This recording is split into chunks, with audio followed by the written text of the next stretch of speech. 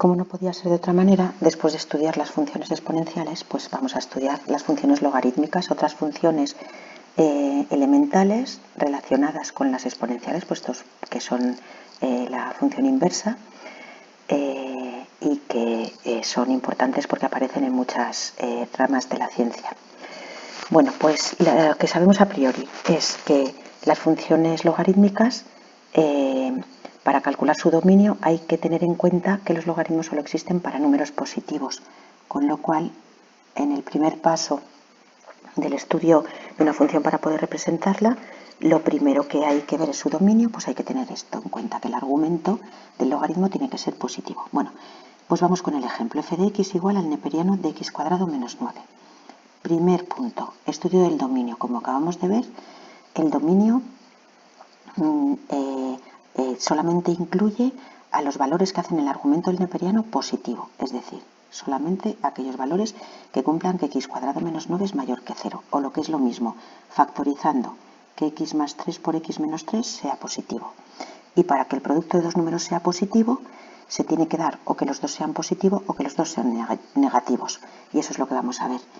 El primero positivo significa que x es mayor que menos 3, el segundo positivo significa que x tiene que ser mayor que 3.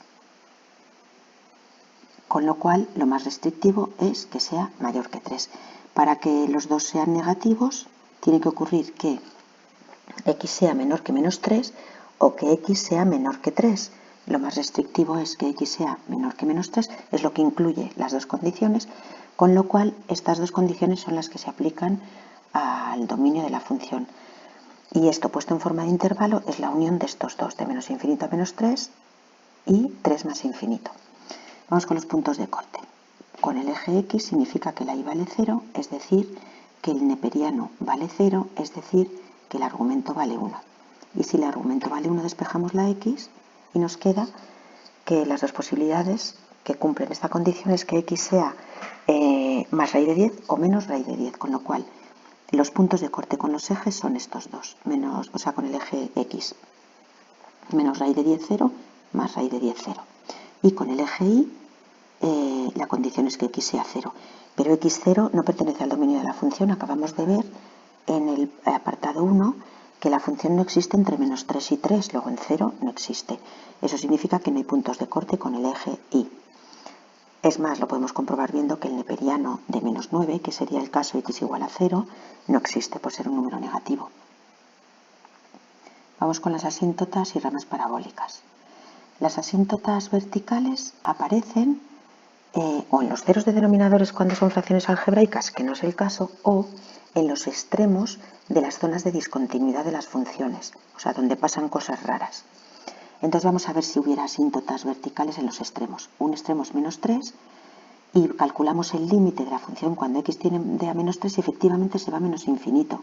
Luego hay una asíntota vertical ahí que se corresponde con esta rama de la función. Y cuando x tiende a 3, la función también se va a menos infinito. Luego tenemos otra asíntota vertical en x igual a 3, que es esta rama de ahí. Las asíntotas horizontales aparecen cuando al irse la x a más infinito o a menos infinito, la función, la y, se va a algún valor finito, concreto. En este caso no, se va a más infinito en los dos casos, que son estas dos ramas. La primera, cuando la x tiende a más infinito, la segunda, cuando x tiende a menos infinito. Luego no hay asíntotas horizontales, sino que son ramas parabólicas. Y asíntotas oblicuas podría haber, ya que no hay asíntota horizontal, aunque por lo poco que estamos viendo de la función no tiene pinta de haber ninguna asíntota oblicua. Como calculamos m, la pendiente de la posible asíntota, y nos da 0, tanto cuando vamos a más infinito como a menos infinito, pues podemos deducir que no hay asíntotas oblicuas. Vamos con la monotonía, que se estudia estudiando el signo de la primera derivada a izquierda y derecha de donde se anula esta primera derivada. Efectivamente, hacemos la primera derivada, 2x partido x cuadrado menos 9, la igualamos a 0 y esto nos da que la primera derivada se anula en x igual a 0, pero como este valor no pertenece al dominio, pues ya podemos saber que no hay máximos ni mínimos, pero sí podemos estudiar las zonas de crecimiento y decrecimiento. En la rama de la izquierda, por ejemplo, en el intervalo menos infinito menos 3, podemos coger en menos 4, la derivada es negativa, luego ahí la función es decreciente. Y en un valor en el intervalo de 3 más infinito podría ser en 4, la primera derivada es positiva, luego ahí la función es creciente. Y vamos ya con la curvatura, que se estudia con la segunda derivada, que es menos 2x cuadrado menos 18 partido por x cuadrado menos 9 al cuadrado, y vemos dónde se anula, que es nunca, porque esta ecuación de segundo grado no tiene solución. Luego no hay puntos de inflexión. Pero a la izquierda y derecha de las dos ramas donde existe la función sí podemos ver el signo de la segunda derivada.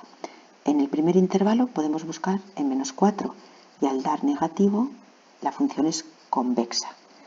Y en el intervalo de la derecha, al ser la segunda derivada en el valor 4, por ejemplo, negativa, es convexa. También, luego, uniendo toda la información que tenemos, pues la función queda algo parecido a lo que vemos aquí.